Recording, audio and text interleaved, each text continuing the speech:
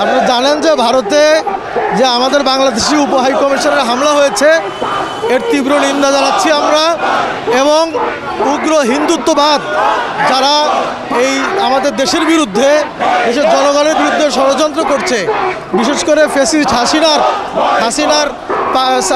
হাসিনার পারপাস যারা সার্ভ করতেছে, এদের বিরুদ্ধে আমাদের আজকের এই programme.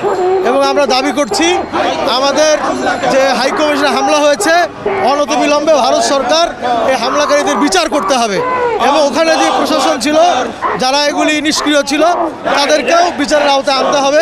Double million offer, Walton fridge কিনে পেতে পারেন 20 লক্ষ টাকা, রয়েছে কোটি কোটি টাকার নিশ্চিত উপহার। কারণ এটা আন্তর্জাতিক ভিয়েনা কনভেনশনের চুক্তি লঙ্ঘন করেছে, যেটা অত্যন্ত গর্হিত কাজ। এবং তাদের দায়িত্ব ছিল আমাদের কমিশনারকে নিরাপত্তা দেওয়া।